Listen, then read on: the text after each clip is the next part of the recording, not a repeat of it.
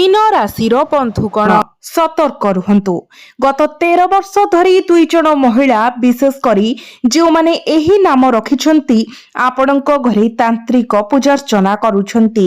एही महिला माने केवल आपणको नुहे बरं आपणकर समग्र परिवार को सेमानंकर जाल रे फसाई देइछंती। ଏହା ବ୍ୟତୀତ ବହୁ ବର୍ଷ ଧରି ସେମାନେ ପ୍ରତିଦିନ ଆପଣଙ୍କର ଏବଂ ଆପଣଙ୍କ ପରିବାର ବିରୁଦ୍ଧରେ ନୂତନ ଏବଂ ଭୟଙ୍କର ମନ୍ତ୍ର ଏବଂ ତାନ୍ତ୍ରିକ ପୂଜାର୍ଚ୍ଚନା କରୁଛନ୍ତି। ଏହି ମହିଳାମାନେ ବିଭିନ୍ନ ବାହାନାରେ ଆପଣଙ୍କ ଘରକୁ ଆସିଥାନ୍ତି, ସେମାନଙ୍କର ପୂଜାର୍ଚ୍ଚନା କରନ୍ତି ଏବଂ ତାପରେ ଚାଲିଯାଆନ୍ତି। बंधुगण मु जाने जे एते दीर्घ जंत्रणा सह्य करिबा परे आपण संपूर्ण हताशारे पहुंची आपण आशा छाड़ी देइछंती, कारण यह देखा जाउची जे आपणक जीवन रे वर्तमान दुख व्यतीत आउ किछि नाही। आपण समस्त प्रकारर प्रयास करि सारिछंती, आपण ईश्वरंको प्रार्थना करिछंती, अगणित प्रकार चेष्टा करिछंती, पुरोहितंक सह परामर्श करिछंती एवं ज्योतिषंक मार्गदर्शन लोड़ीछंती, तथापि किछि परिवर्तन होई नाही। आपणक असुविधा केवल शेष हेबाकू मना करुछि, किंतु शेषरे एहा काहेकि घटुछि समस्ते एक भिन्न व्याख्या प्रदान करंती। केतेक एहाको ग्रह दोष पाई दायी करंती, अन्य माने आपणक कुंडली रे थिबा त्रुटि पाई केतेक कला जादू विषय कहती, जेतेबेले अन्य माने तांत्रिक पूजार्चना को इंगित करंती। तथापि आज मु तुमर दुख एवं कष्टर प्रकृत कारण प्रकाश करने को जाउछि एवं एहा मोर व्यक्तिगत ग्यारंटी। मु ग्यारंटी देउछि जे एही वीडियो देखिबा परे तुमे तुमर दुखर मूल कारण खोजी पाइबो। एहा व्यतीत मु सेही जंत्रणा को दूर करिबा पई एक निर्दिष्ट अविश्वसनीय उपचार शेयर करिबी। मु एक निश्चित समाधान कहिबी जहा तुमको तुमर जीवन रे जड़ित करुथिबा प्रत्येक समस्या मुक्ति देव। समस्याटी धन, ऋण, विवाह संभावना, वैवाहिक विवाद, रोग किंबा कोनोसी घरोई किंबा पारिवारिक कलह सहित जड़ित हेउ, तुमे मात्र किछि मिनिट मध्यरे आराम पाइब। बंधु माने मात्र किछि मिनिट मध्यरे तुमे मुक्त होई जिव। तेनु दया करी एही वीडियो को शेष पर्यंत देखंतु, कारण मते विश्वास करंतु एही महिला गत 13 वर्ष धरी तुमर एवं तुमर परिवार विरुद्ध रे हजार हजार थर तांत्रिक रीतिनीति प्रस्तुत करिसंती। से गोटिए परे गोटिए निष्ठुर क्रम रे विपदपूर्ण एवं दूषित मंत्र पठाइछंती, जहा पई तुमे दिन को दिन तुमर जीवन रे नूतन कष्टर सम्मुखीन हेउछ। रोग हेउ, दुर्घटना हेउ, घरोई कलह हेउ, दारिद्र्य, क्षुधा किंबा अभाव हेउ, तुमे गोटिए परे गोटिए कष्ट सहित संघर्ष करि आसुछ। बंधुगण, खुशीर एक झलक बेले बेले आसे, यह तुमर द्वार रे ठक ठक करे, किंतु केबे भीतर को प्रवेश करिबा पूर्वरु पछको फेरी जाए एवं चली जाए। तुम हाथ रे संपूर्ण किछि नाही, तुमे अनंत परिश्रम करी क्लांत होई गल। एबे तुमे आगको जिबार कोनोसी रास्ता देखि पारुनाह, मु एहा बुझी पारुछि, किंतु निराश हुआ नहीं। आगामी 7 दिन मध्यरे एही महिला एवं तुमर सबुठारु बड़ शत्रु सेमानंकर संपूर्ण पतनर सम्मुखीन हेबे। बंधुगण, यह हेउची कारण आगामी 7 दिन मध्यरे शनि तुमर राशि पाई एक प्रकृत वरदान प्रमाणित हेउछंती। तुमर प्रत्येक शत्रुर संपूर्ण विनाश एबे अनिवार्य। थरे तुमे एक निर्दिष्ट पूजा करिबा परे केवल शनि तुमर पक्षरे रहिबे नाही, बरं राहु मध्य रहिबे। तापरे तुमे देखिबो जे तुमे सह्य करि आसुथिबा दुख एवं कष्ट, विशेष करी तुमर शत्रु मानकर अंधकार पूजा एवं मंत्र जोगु हेउथिबा दुख एवं कष्ट संपूर्ण भावरे अदृश्य होई जिवो। यह व्यतीत मु एक निर्दिष्ट प्रतिकार प्रकाश करिबी, जहा द्वारा कोनोसी शत्रु जेते भयंकर हेउना काहेकि तुमर सामान्यतम क्षति करि पारिबो नाही। सेमानंकर कला जादू किंबा जादू विद्या जेते विपदपूर्ण हेउ, तेनु आसंतु आमे आगामी 7 दिन मध्यरे तुम पई कोन अपेक्षा करिछि ताहा जानिबा एवं गत 13 वर्ष मध्यरे तुमर जीवन को एक जीवंत नर्करे परिणत करिथिबा 2 महिला को चिन्हट करिबा। बंधुगण, आज मु सेमानंक नाम प्रकाश करिबी। ଏବଂ ମୁଁ ତୁମକୁ ନିଶ୍ଚିତ କରୁଛି ଯେତେବେଳେ ତୁମେ ସେମାନଙ୍କୁ ଶୁଣିବ ଏହା ତୁମର ମେରୁଦଣ୍ଡରେ ଶିହରଣ ସୃଷ୍ଟି କରିବ। ପ୍ରକୃତରେ ତୁମେ ଏକ ବଡ଼ ଆଘାତ ପାଇଁ ଅଛ, କାରଣ ତୁମେ ଯାହା ଆଶା କରିଥିଲ ତାହା ହିଁ ଘଟିଯାଇଛି। ଯାହାଠାରୁ ତୁମେ ଏପରି କୌଣସି ଦୁଷ୍ଟତା ଆଶା କରିନଥିଲ, ସେହି ବ୍ୟକ୍ତି ହିଁ ତୁମ ବିରୁଦ୍ଧରେ ଏହି ବିପଦପୂର୍ଣ୍ଣ ଅନ୍ଧକାର ରୀତିଗୁଡ଼ିକୁ ସଂଗଠିତ କରିଛି। ବନ୍ଧୁଗଣ, ତୁମେ ଥରେ ଏହି ବ୍ୟକ୍ତି ସହିତ ଜୀବନ ଗଢ଼ିବାର ସ୍ୱପ୍ନ ଦେଖିବାକୁ ସାହସ କରିଥିଲ। ତୁମେ ଏହି ବ୍ୟକ୍ତିଙ୍କ ସହିତ ତୁମର ସମଗ୍ର ଜୀବନ ବିତାଇବାର କଳ୍ପନା କରିଥିଲ, ଯାହାଙ୍କ ପାଇଁ ତୁମେ ସବୁ କିଛି ବଳିଦାନ ଦେଇଥିଲ ଏବଂ ଯାହାଙ୍କ ଉପରେ ତୁମେ ତୁମର ଅନ୍ଧ ସମ୍ପୂର୍ଣ୍ଣ ବିଶ୍ୱାସ ରଖିଥିଲ। ସେହି ବ୍ୟକ୍ତି ଏହି ସମସ୍ତ ଘୃଣ୍ୟ କାର୍ଯ୍ୟ ପଛରେ ମୁଖ୍ୟ ମାଷ୍ଟର ମାଇଣ୍ଡ। ତଥାପି ଚିନ୍ତା କର ନାହିଁ, ମନେ ରଖ ଯେ ଯାହା ଘଟେ ତାହା ସବୁବେଳେ ଭଲ ପାଇଁ ହିଁ ଘଟେ। ଯଦିଓ ତୁମେ ବିଶ୍ୱାସଘାତକର ସମ୍ମୁଖୀନ ହୋଇଛ, ଯଦିଓ ତୁମର ହୃଦୟ ଭାଙ୍ଗି ଯାଇଛି, ଶେଷରେ ତୁମର ଆଖି ଖୋଲି ଯାଇଛି ଏବଂ ତାହା ହିଁ ଅତ୍ୟନ୍ତ ଗୁରୁତ୍ୱପୂର୍ଣ୍ଣ। ସର୍ବୋପରି ଜଣେ ବ୍ୟକ୍ତି ପ୍ରକୃତରେ କେବଳ ଝୁଣ୍ଟି ପଡ଼ିବା ଏବଂ ପଡ଼ିବା ଦ୍ୱାରା ଶିଖେ। ନିଶ୍ଚିତ ରୁହ, ଏହି ଭିଡିଓ ଦେଖିବା ପରେ ତୁମେ ଏପରି ଏକ ଭୟଙ୍କର ବ୍ୟକ୍ତିତ୍ୱରେ ପରିଣତ ହେବ ଯେ କୌଣସି ଶତ୍ରୁ, ଜଣେ ବିପକ୍ଷ ନୁହେଁ, ତୁମ ଉପରେ ଆଙ୍ଗୁଳି ଉଠାଇବାକୁ ସାହସ କରିବ ନାହିଁ। ତୁମେ ଏତେ ଚତୁର, ଜ୍ଞାନୀ ହୋଇଯିବ। ତେଣୁ ଦୟାକରି ଭିଡିଓକୁ ଶେଷ ପର୍ଯ୍ୟନ୍ତ ଦେଖିବାକୁ ନିଶ୍ଚିତ କର, କାରଣ ପ୍ରଶ୍ନରେ ଥିବା ଦୁଇ ମହିଳା ଅତ୍ୟନ୍ତ ଧୂର୍ତ୍ତ। ପ୍ରକୃତରେ ସେମାନେ ଏତେ ଚତୁର ଯେ ଗତ 13 ବର୍ଷ ଧରି ତୁମ ଆଖି ଆଗରେ ଠିଆ ହୋଇ ସେମାନେ ତୁମ ବିରୁଦ୍ଧରେ ମନ୍ତ୍ର ଫୋପାଡ଼ି ଏବଂ ଅନ୍ଧକାର ରୀତି ପାଳନ କରୁଛନ୍ତି। ତଥାପି ତୁମେ ସମ୍ପୂର୍ଣ୍ଣ ଅଜ୍ଞ ରହିଛ, ସାମାନ୍ୟତମ ସୂଚନା ମଧ୍ୟ ନାହିଁ। ପ୍ରକୃତରେ ସେଥିପାଇଁ ତୁମେ ଶେଷ ପର୍ଯ୍ୟନ୍ତ ଏହି ଭିଡିଓକୁ ଦେଖିବାକୁ ପଡ଼ିବ। ମୁଁ ପୂର୍ବରୁ କହିଥିଲି, ଆଗାମୀ 7 ଦିନ ପାଇଁ ରାହୁ ଏବଂ ଶନି ତୁମ ଉପରେ ହସୁଛନ୍ତି।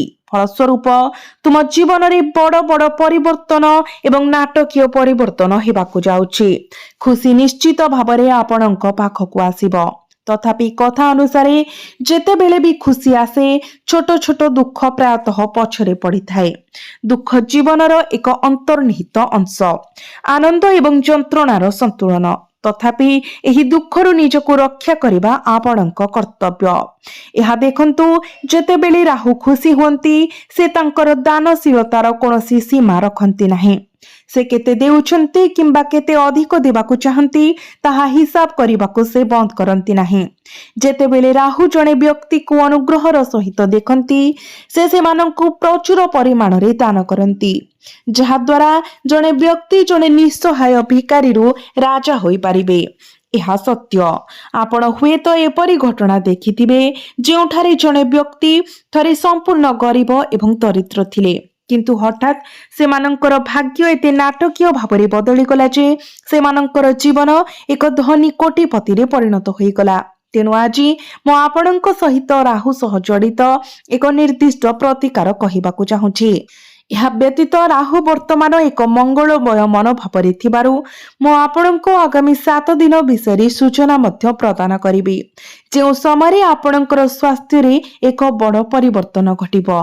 ଏହି ସମୟରେ ଆପଣଙ୍କର ସ୍ୱାସ୍ଥ୍ୟ ବହୁତ ପ୍ରଭାବିତ ହେଉଛି, କାରଣ ଯେତେବେଳେ ଏହି ଦୁଇଟି ଗ୍ରହ ଶନି ଏବଂ ରାହୁ କୌଣସି ବ୍ୟକ୍ତିଙ୍କ ଉପରେ ଅସନ୍ତୁଷ୍ଟ ହୁଅନ୍ତି, ତେବେ ସବୁଠାରୁ ଗଭୀର ପ୍ରଭାବ ତାଙ୍କର ସ୍ୱାସ୍ଥ୍ୟ ଉପରେ ପଡ଼ିଥାଏ।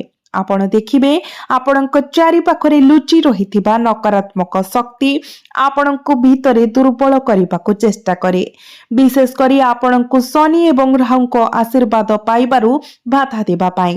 ଯଦି ଜଣେ ବ୍ୟକ୍ତି ଅସୁସ୍ଥ ହୁଅନ୍ତି, ତେବେ ସେମାନେ କଠିନ ପରିଶ୍ରମ କରିପାରିବେ ନାହିଁ କିମ୍ବା ପ୍ରଭାବଶାଳୀ ଭାବରେ ସେମାନଙ୍କର କର୍ତ୍ତବ୍ୟ ପାଳନ କରିପାରିବେ ନାହିଁ। ଫଳସ୍ୱରୂପ ସେମାନେ ସେମାନଙ୍କର ଶୁଭ ସମୟର ଲାଭ ଉଠାଇ ପାରିବେ ନାହିଁ। ଏହା ଏକ ଜଟିଳ ଚକ୍ରବ୍ୟୁହ ଗଠନ କରେ। ଏହି ଚକ୍ରବ୍ୟୁହ ଦେଇ ଗତି କରିବା ଅତ୍ୟନ୍ତ ଚ୍ୟାଲେଞ୍ଜିଂ ଏବଂ ଅତ୍ୟନ୍ତ ଗୁରୁତ୍ୱପୂର୍ଣ୍ଣ। କିନ୍ତୁ ଆପଣଙ୍କର ସ୍ୱାସ୍ଥ୍ୟ ପ୍ରଭାବିତ ନ ହେବା ପାଇଁ ଆପଣଙ୍କୁ କ'ଣ କରିବାକୁ ପଡ଼ିବ? ବହୁତ ସତର୍କତାର ସହିତ ଶୁଣନ୍ତୁ। ମାନବୀୟ ଭାବରେ ଯଥାସମ୍ଭବ ଆପଣଙ୍କର ସ୍ୱାସ୍ଥ୍ୟ ଏବଂ ଶାରୀରିକ ସୁସ୍ଥତା ପ୍ରତି ସର୍ବାଧିକ ଧ୍ୟାନ ଦେବାକୁ ପଡ଼ିବ। ଯେକୌଣସି ଶାରୀରିକ ଜଟିଳତାକୁ ଏଡ଼ାଇବା ପାଇଁ ଆପଣଙ୍କର ଖାଦ୍ୟ ଏବଂ ବ୍ୟବହାର ଅଭ୍ୟାସ ପ୍ରତି ସତର୍କ ରୁହନ୍ତୁ। सामान्यतम खाद्यपेय अवहेला मध्य आपणकर स्वास्थ्य उपरे असमान भावरे गुरुतर प्रभाव पकाई पारे। तेणु आपण कौन खाती एवं पियंती से विषय अत्यंत सतर्कता अवलंबन करंतु एवं अत्यंत जत्नर सहित आपणक स्वास्थ्यर प्रत्येक दिग प्रति ध्यान दियंतु। एबे मु परवर्ती बिंदु विषय आलोचना करने चाहे। एठारे किछि महिला सामिल अछंती। प्रकृत रे केवल जणे नुहे बरं 2 जण महिला जो माने आपणक राशि अनुसार आपणक पाखरे चिरंतन कंटा पालटिछंती। आपण हुए तो भाबुथिबे एही 2 महिला किए एवं काहेकि से माने मो विरुद्ध रे कला जादू षडयंत्र एवं गुप्त पूजा व्यवहार करूछंती। मो आपणको कहिबाकू चाहे जे आपण केवल टिके निष्कपट नुहंती। आपण प्रकृत रे जणे अत्यंत विश्वासी एवं निर्दोष व्यक्ति। जदिओ आपण बेले बेले आपणक बुद्धि व्यवहार करंती तथापि आपण कहा प्रति संदेह रखिबा कष्टकर पांती। कारण एही महिला माने आपणकू सबु दिगरु प्रभावशाली भावरे फसारी रखिछंती। जदिओ आपणक मनरे संदेहर झलक उठे एही महिला माने एपरि शक्तिशाली गुप्त मंत्र व्यवहार करिवे जे आपणको संदेह तुरंत स्नेहरे परिणत होइजिब, जहा फलरे आपण सेमानंको प्रेमरे आहुरी गभीर होइजिबे। एही महिला माने जे जादू एवं कला जादू आयोजन करंती ताहार प्रकृति एपरि। मु गोटिए कथा स्पष्ट करिबाकू चाहे। जदिओ एहा सत्य जे आपण गत किछि वर्ष धरि बहुत कष्टर सम्मुखीन होइछंती, आनंदर मुहूर्त गुड़िक मध्य आपणको जीवन रे प्रवेश करिछि। एहा एपरि नुहे जे तुमर अस्तित्व केवल दुख द्वारा परिभाषित होइछि। खुशी पाई अनेक सुजोग निजको उपस्थापन करिछि, किंतु तुमे सेगुड़िको प्रकृत रे बुझी पारिलो नाही। सेगुड़िको संक्षिप्त भावरे देखाजिब केवल पुणी थरे खसी जिबा पाई। तुमे प्रकृत खुशी पाई पारिबो नाही। प्रचुर धन तुमको खसी जाउथिबा परि मने हेउछि। तुम जीवन रे कोनोसी गुरुत्वपूर्ण किंबा सकारात्मक सफलता घटिबा परि मने हेउ नाही। बारंबार किछि बाधा किंबा प्रतिबंधक अनिवार्य भावरे आसे। एहार कारण हेउछि किछि महिला प्रकृत रे तुमको खुशी को प्रत्येक पार्श्वरु बांधी रखिछंती। तुमे हुए तो भाबुछ दयाकरी आमको एही महिला मानक नाम कुह। तेणु मु आरंभरु सेमानंकर परिचय प्रकाश करिबाकू देउछि, जहा निश्चित करे जे तुमे एही गुरुत्वपूर्ण सूचना तुरंत पाइब। बंधुगण, प्रश्नर प्रथम महिला तुमर बहुत निकटतर हुअंती। से तुमर निकटतम मंडलीर जणे। यह संभव जे तुमे एही महिलांक सहित एक गभीर एवं अतुट बंधन बांटी थाओ, हुएत रक्तर बंधन मध्य। से प्रकृत रे तुमर बहुत निकटतर। तथापि मु तुमको गोटिए कथा सतर्क कराई देउछि। संपर्क जेते निकटतर हेबो एहा सेते विपदपूर्ण हेबो। सही व्यक्ति ही आपणको गभीर आघात देबे। एही महिला आपणको सहित अत्यंत निकटतर। से आपणको भीतरे बाहरु जानती। आपणको अस्तित्वर प्रत्येक अंश से ठीक भाबरे जानती जे आपण कोन करंती। से आपणकर संपूर्ण दैनंदिन कार्यसूची जानती। आपण केबे सोइबे केबे उठिबे, आपण कोन खांती कोन पियंती एवं केउठी को जानती। आपण केउठारे रुहंती, काहा सहित कथा हुअंती, काहाकू भल पाती एवं काहा सहित शुअंती, से सब जानती। से ठीक भाबरे जानती जे आपण केउ पोशाक पिंधंती, आपण केउ निर्दिष्ट जागा को जिबे, से सब किछि जानती। से आपणको 24 घंटा निरंतर नजर रे रखंती। तेणु एही महिला प्रकृत रे कोन करंती। बेले बेले से आपणकर पोशाक चोरी करंती। से केतेक समय आपणकर पोशाक चोरी करी से गुडी को तंत्र मंत्र रीतिनीति रे आबद्ध करंती एवं विश्वास करंतु एही निर्दिष्ट पोशाक रे करा जाउथबा रीतिनीति अत्यंत शक्तिशाली एवं विपदपूर्ण। कारण एही पोशाक भितरे तुमर आभा, तुमर प्रकृति सन्निहित। एगुड़िक तुमर शारीरिक सत्ता, तुमर शक्ति एवं तुमर जीवन शक्तिर चिन्ह बहन करे एवं एही पोशाक माध्यम रे विपदपूर्ण तांत्रिक पूजा कार्य संपादित होई पारे। एही महिला एही ସତ୍ୟର ପୂର୍ଣ୍ଣ ଲାଭ ଉଠାନ୍ତି। ମୁଁ ତୁମକୁ ପୂର୍ବରୁ କହିସାରିଛି ଯେ ସବୁବେଳେ ତୁମର ପୋଷାକ ଉପରେ ସତର୍କ ନଜର ରଖ। ତୁମ ଛାତ ଉପରେ ତୁମର ପୋଷାକ ଶୁଖାଉଛ କିମ୍ବା ତୁମର ଘର ଭିତରେ ଅସାବଧାନତାର ସହ ସେଗୁଡ଼ିକୁ ଫୋପାଡ଼ି ଦେଉଛ, ତୁମେ ଅତ୍ୟନ୍ତ ସତର୍କତା ଅବଲମ୍ବନ କରିବା ଉଚିତ। କାରଣ ଆମେ ପିନ୍ଧିଥିବା ପୋଷାକ ଆମର ପ୍ରତ୍ୟେକ ଶକ୍ତିକୁ ସକାରାତ୍ମକ ଏବଂ ନକାରାତ୍ମକ ଶୋଷିତ କରେ ଏବଂ ନିଜ ଭିତରେ ରଖିଥାଏ। ଯେତେବେଳେ ଆମେ ଏକ ପୋଷାକ ପିନ୍ଧୁ, ଏହା ଆମର ଝାଳକୁ ଶୋଷିତ କରେ ଏବଂ ଆମର ପ୍ରକୃତି ଆମର ଶକ୍ତିରେ ଆଚ୍ଛାଦିତ ହୁଏ। ଏବଂ ଯଦି କେହି ଏତେ ଆଗ୍ରହୀ ଥାନ୍ତେ, ହୁଏତ ତାନ୍ତ୍ରିକ ଏବଂ ରହସ୍ୟମୟ ମନ୍ତ୍ର ସାହାଯ୍ୟରେ ସେମାନେ ଏହି ପୋଷାକ ଗୁଡ଼ିକୁ ବ୍ୟବହାର କରି ଆମ ଜୀବନରେ ବିଶୃଙ୍ଖଳାର ଝଡ଼ ସୃଷ୍ଟି କରିପାରିବେ। ତେଣୁ ତୁମର ପୋଷାକର ଯତ୍ନ ଏବଂ ସୁରକ୍ଷା ପ୍ରତି ଅସାଧାରଣ ଧ୍ୟାନ ଦିଅ। ବନ୍ଧୁଗଣ, ଏକ ନିର୍ଦ୍ଦିଷ୍ଟ ପ୍ରକାରର ମହିଳାଙ୍କ ବିରୁଦ୍ଧରେ ନିଜକୁ ରକ୍ଷା କରିବା ଅତ୍ୟନ୍ତ ଗୁରୁତ୍ୱପୂର୍ଣ୍ଣ। ବନ୍ଧୁଗଣ, ଏହି ମହିଳାମାନେ ସେମାନଙ୍କର ମିଠା କଥା ଏବଂ ମନୋରମ ଇଙ୍ଗିତ ଦ୍ୱାରା ତୁମର ହୃଦୟ ଜିତି ପାରିବେ। ତୁମେ ସେମାନଙ୍କର ଚାଲାକିରେ ପଡ଼ିବା ଉଚିତ ନୁହେଁ, କାରଣ ସେମାନଙ୍କର ହୃଦୟର ଗଭୀରତାରେ ସେମାନେ ତୁମ ପ୍ରତି ତିକ୍ତତା ପୋଷଣ କରନ୍ତି। ଏହି ମହିଳାଙ୍କ ନାମ ସାଧାରଣତଃ କେ ଅକ୍ଷରରୁ ଆରମ୍ଭ ହୁଏ। ଏହା କେ ଅକ୍ଷରରୁ ଆରମ୍ଭ ହେବାର ସମ୍ଭାବନା ଅଛି। ସେ ଆପଣଙ୍କ ନିଜ ଘରେ ରହୁଥିବା କେହି ପଡ଼ୋଶୀ, ନିକଟତମ ବନ୍ଧୁ କିମ୍ବା କୌଣସି ନିର୍ଦ୍ଦିଷ୍ଟ ସମ୍ପର୍କୀୟ ହୋଇପାରନ୍ତି। ଯେକୌଣସି କ୍ଷେତ୍ରରେ ମୁଁ ତୁମକୁ ସତର୍କ କରାଇ ଦେଉଛି ଯେ କେ ଅକ୍ଷରରୁ ଆରମ୍ଭ ହେଉଥିବା ନାମ ଥିବା ଜଣେ ମହିଳା ଆପଣଙ୍କ ପାଇଁ ଅତ୍ୟନ୍ତ ବିପଦପୂର୍ଣ୍ଣ ପ୍ରମାଣିତ ହୋଇପାରେ। ତଥାପି ଗୋଟିଏ କଥା ମନେ ରଖନ୍ତୁ, ଏହି ଚେତାବନୀ ନିକଟତମ ବନ୍ଧନ ଯେପରିକି ଆପଣଙ୍କର ମା, ଭଉଣୀ କିମ୍ବା ସ୍ତ୍ରୀଙ୍କ ପାଇଁ ପ୍ରଯୁଜ୍ୟ ନୁହେଁ। ଏଗୁଡ଼ିକ ଅତୁଟ ବନ୍ଧନ ଏବଂ ଏହି ସତର୍କତା ଏଗୁଡ଼ିକ ପାଇଁ ବିସ୍ତାର କରେ ନାହିଁ। ଏହା ଅନ୍ୟ ସମ୍ପର୍କ ଗୁଡ଼ିକ ପାଇଁ ପ୍ରଯୁଜ୍ୟ ହୋଇପାରେ, ଯେପରିକି ଦୂର ଭଉଣୀ, ଦୂର ମାଉସୀ କିମ୍ବା ଅନ୍ୟ କେହି। ଏପରି କ୍ଷେତ୍ରରେ ବନ୍ଧୁମାନେ ଏହି ନକାରାତ୍ମକ ପ୍ରଭାବ ପ୍ରକୃତରେ ଭୂମିକା ଗ୍ରହଣ କରିପାରେ। ଯଦି ପରିସ୍ଥିତି ସମାନ ହୁଏ, ତେବେ ଆପଣଙ୍କ ପାଖରେ ସେମାନଙ୍କ ଉପରେ ସନ୍ଦେହ କରିବାର କାରଣ ଥାଇପାରେ। ତଥାପି ସମସ୍ତଙ୍କ ଉପରେ ସନ୍ଦେହ କରନ୍ତୁ ନାହିଁ। ପ୍ରଥମେ ମୁଁ ବର୍ଣ୍ଣନା କରିଥିବା ନିର୍ଦ୍ଦିଷ୍ଟ ଗୁଣ ଏବଂ ଲକ୍ଷଣ ଗୁଡ଼ିକୁ ଆପଣ ପର୍ଯ୍ୟବେକ୍ଷଣ କରିବା ଉଚିତ। ଆପଣଙ୍କୁ ସେମାନଙ୍କ ଉପରେ ସତର୍କ ନଜର ରଖିବାକୁ ପଡ଼ିବ। କେବଳ ତାପରେ ଆପଣ ଯେକୌଣସି ସନ୍ଦେହକୁ ଗ୍ରହଣ କରିବା ଉଚିତ। ପରବର୍ତ୍ତୀ ବିନ୍ଦୁକୁ ଯିବା। ମୁଁ ଆପଣଙ୍କୁ ପରବର୍ତ୍ତୀ ପ୍ରକାରର ମହିଳା ବିଷୟରେ କହିବି। ଏହି ମହିଳା ଏକ ଧୂର୍ତ୍ତ ମନର ଅଧିକାରୀ। ସେ ଏତେ ଧୂର୍ତ୍ତ ଯେ ସେ ଆପଣଙ୍କ ସମ୍ମୁଖରେ ମୁହାଁମୁହିଁ ଠିଆ ହୋଇ ଆପଣଙ୍କ ବିରୁଦ୍ଧରେ ମନ୍ତ୍ର ପକାଇପାରେ କିମ୍ବା ଏକ ରୀତିଗତ କାର୍ଯ୍ୟ କରିପାରିବ। ଆପଣ ଏହା ଜାଣିପାରିବେ ନାହିଁ। ସେହି ମହିଳା ଆପଣଙ୍କ ଉପରେ ନିରନ୍ତର ସତର୍କ ନଜର ରଖନ୍ତି। ସେ ଆପଣଙ୍କର ପରିବାର ସଦସ୍ୟଙ୍କ ଉପରେ ମଧ୍ୟ ଦିନ ରାତି ନଜର ରଖନ୍ତି। ଘରର ପିଲାମାନେ କ'ଣ ଖାଆନ୍ତି, ସେମାନଙ୍କର ପସନ୍ଦ କ'ଣ, ସେମାନେ କେଉଁ ଖେଳନା ପସନ୍ଦ କରନ୍ତି ଏବଂ ସାଧାରଣତଃ ସେମାନଙ୍କୁ କ'ଣ ଆକର୍ଷିତ କରେ ତାହା ସେ ଦେଖୁଛନ୍ତି। ସେ ସବୁକିଛି ବିଷୟରେ ବିସ୍ତୃତ ସୂଚନା ସଂଗ୍ରହ କରନ୍ତି। ତୁମ ଘରେ କେଉଁ ଖାଦ୍ୟ ରନ୍ଧା ହେଉଛି, ତୁମ ଘରେ ଶେଷ ଥର କେବେ ଯୁକ୍ତିତର୍କ ହୋଇଥିଲା, ବିବାଦ ହୋଇଥିଲା, ଏହି ସମସ୍ତ ବିବରଣୀ ସେ ଜାଣନ୍ତି ଏବଂ ଏଥିରେ ଏହି ଘଟଣା ପଛରେ ମୂଳ କାରଣ ରହିଛି। ତୁମ ଉପରେ ଘଟୁଥିବା ପ୍ରତ୍ୟେକ ଦୁର୍ଭାଗ୍ୟ, ତାହା ବ୍ୟବସାୟରେ ଆର୍ଥିକ କ୍ଷତି ହେଉ, ଘରୋଇ କଳହ ହେଉ କିମ୍ବା ସ୍ୱାମୀ ସ୍ତ୍ରୀଙ୍କ ମଧ୍ୟରେ ବିବାଦ ହେଉ, ଏସବୁ ପଛରେ ଏକମାତ୍ର କାରଣ ହେଉଛି ଏହି ମହିଳା। କାରଣ ସେ ତୁମର ସମଗ୍ର ପରିବାରକୁ ତାର ଜାଲରେ ଫସାଇ ଦେଇଛି।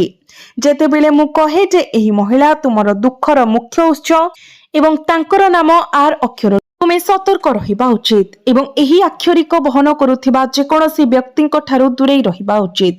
ଯଦି ଆପଣଙ୍କ ପାଖରେ ଆର୍ ନାମର ମହିଳା ରୁହନ୍ତି କିମ୍ବା ଯଦି ଆପଣଙ୍କର ଏପରି ନାମର କୌଣସି ସମ୍ପର୍କୀୟ ଅଛନ୍ତି, ତେବେ ଅତ୍ୟନ୍ତ ସତର୍କତା ଅବଲମ୍ବନ କରନ୍ତୁ। ସର୍ବଦା ସେମାନଙ୍କ ଉପରେ ସତର୍କ ନଜର ରଖନ୍ତୁ। ଏହା ବ୍ୟତୀତ ଯେପରି ମୁଁ ପୂର୍ବରୁ ଉଲ୍ଲେଖ କରିଛି, ଯଦିଓ ଆପଣଙ୍କୁ ନିଶ୍ଚିତ ଭାବରେ ଆପଣଙ୍କର ପୋଷାକର ଯତ୍ନ ନେବାକୁ ପଡ଼ିବ, ଆପଣଙ୍କୁ ଆପଣଙ୍କ ଶରୀରର କେଶ ପ୍ରତି ମଧ୍ୟ ଧ୍ୟାନ ଦେବାକୁ ପଡ଼ିବ। କାରଣ ଶରୀରର କେଶ ବିପଦପୂର୍ଣ୍ଣ ତାନ୍ତ୍ରିକ ରୀତିନୀତି ପାଇଁ ଏକ ମାଧ୍ୟମ ଭାବରେ ବ୍ୟବହାର କରାଯାଇପାରେ। ଏହା ସହିତ ଆଗାମୀ 7 ଦିନ ମଧ୍ୟରେ ରାହୁ ଏବଂ ଶନି ସହିତ ଜଡ଼ିତ ଗ୍ରହ ପରିବର୍ତ୍ତନ ଆପଣଙ୍କ ଜୀବନ ଉପରେ ଗଭୀର ପ୍ରଭାବ ପକାଇବାକୁ ପ୍ରସ୍ତୁତ। ଏହି ପରିପ୍ରେକ୍ଷୀରେ ଆପଣଙ୍କର ଶତ୍ରୁମାନେ ସମ୍ପୂର୍ଣ୍ଣ ବିନାଶର ସମ୍ମୁଖୀନ ହୋଇପାରନ୍ତି।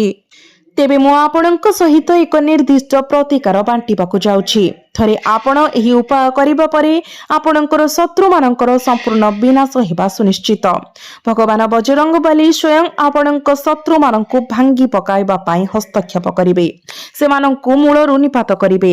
ତାପରେ ଆପଣଙ୍କର ଶତ୍ରୁ ଯାହା କରିବାକୁ ଚେଷ୍ଟା କଲେ ମଧ୍ୟ ଏହା ଆପଣଙ୍କ ଉପରେ ସମ୍ପୂର୍ଣ୍ଣ ଭାବରେ କୌଣସି ପ୍ରଭାବ ପକାଇବ ନାହିଁ। ତେଣୁ ଏହି ପ୍ରତିକାର କ'ଣ? ବହୁତ ଧ୍ୟାନ ଦେଇ ଶୁଣନ୍ତୁ। ଆପଣଙ୍କୁ କିଛି ସୋରିଷ ଦାନା ନେବାକୁ ପଡ଼ିବ, ବିଶେଷ କରି ଛୋଟ କଳା ସୋରିଷ। ସେଗୁଡ଼ିକୁ ହାତରେ ଧରି ରଖ। ସେମାନଙ୍କ ଚାରିପାଖରେ ନିଜର ମୁଠାକୁ ଦୃଢ଼ ଭାବରେ ଧର।